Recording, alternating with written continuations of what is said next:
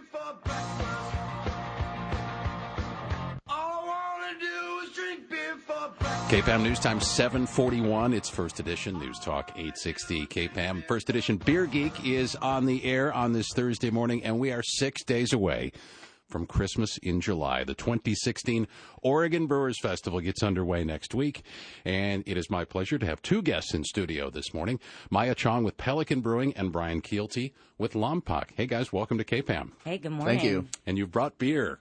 Yes, of course. That is the best part of this this segment on the radio.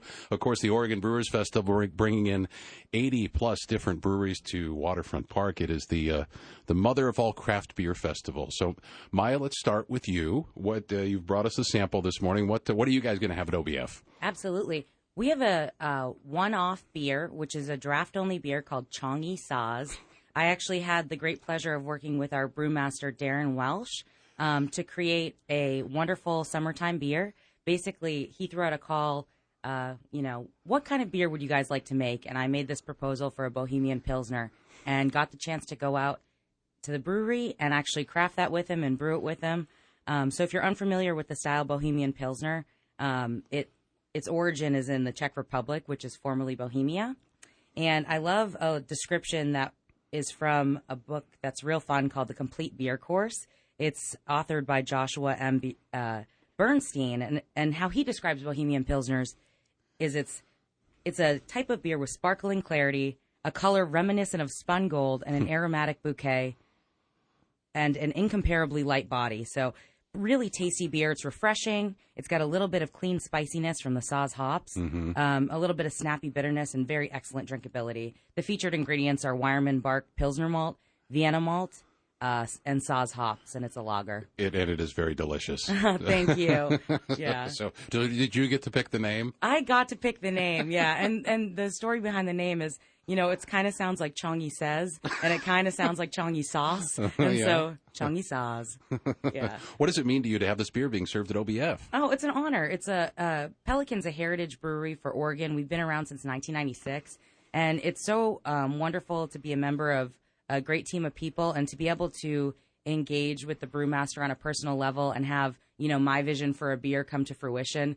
I'm on the sales team. I love beer, but I'm not a brewer, so right. It's a really special thing for me. It's going to be really cool, I would imagine, to be down at OBF with hundreds of thousands of your closest friends next week and have people drinking your beer. Absolutely, and cheers to that. Yeah, cheers.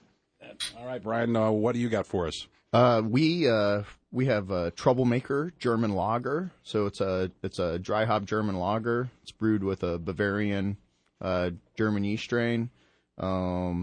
It's also brewed with Saaz.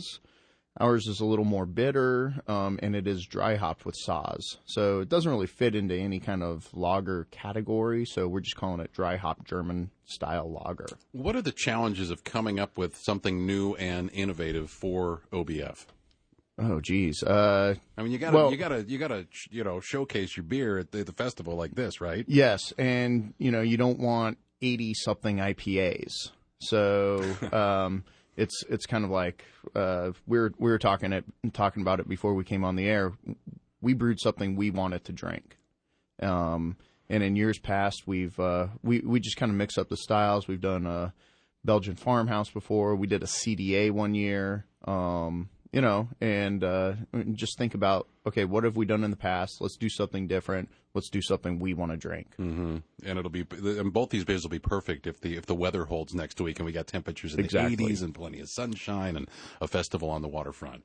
All right, I want to ask both of you, like I do with our guests for OBF each year, is what's your strategy to surviving this festival? Because it's a 5-day festival. It can get crowded. The lines can get long. So, Maia, from a salesperson standpoint, and Bryan from a brewer's standpoint, what's your OBF survival guide?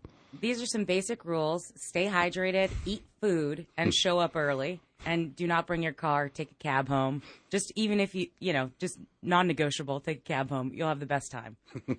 Bring sunglasses. Exactly. And how do you not lose your patience if the lines get longer? Drink more beer. Is it as simple as that? Bryan, how about you? You got any tips? Go on Wednesday. Wednesday, you show up and, take the day off of work show up on Wednesday when it opens, and there's hardly anyone there.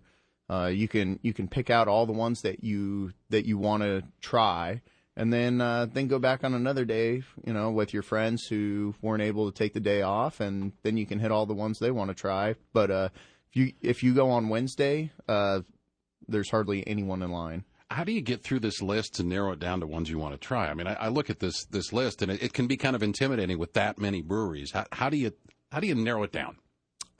Well, I pick out. First, I try our beer, and then I go and I hit to be sure my friends' beers, and then I'll go and I'll hit breweries that I've never heard of before, and then interesting styles, stuff like that. Yeah. Shortest line. Yeah, exactly. Yeah, that sometimes helps. Maya, how about you? How do you make your list out of the beers you want to try? It's a remarkably similar strategy, honestly. Start with my own, go with my friends, and then bounce around. There's so many wonderful beers there, and the thing that makes it really tough is that each beer is uniquely produced for Oregon Brewers Fest, and so that's a really special thing. There's no way you're going to get to try them all unless you're very dedicated and super thirsty. Well, this festival has been around for years, and there's so many festivals these days. What is it about going to OBF for you guys that's special? The showcase of Oregon beers. Oregon is the heart and soul of brew culture right now. We're in the Pacific Northwest. The ingredients grow here. We've got some of the most talented brewers in the world, and I think that innovation is just a part of our beer culture here, and that's what makes it special to me. Is we're focusing on the local, and then the people who make the beer, like Bryan and very occasionally me, will actually be there to hang out, and you get to enjoy the beer with the people that make it, which I think is pretty incredible. You've done your share of festivals just at Lompoc, Bryan, but what about OBF? Why is this a special festival for you? Well, they treat the industry great. So there's a brunch ahead of time, then there's a parade, and it's a great time, and you get to hang out with your friends that usually if you see somebody at a festival, you're pouring, you're working, that kind of stuff.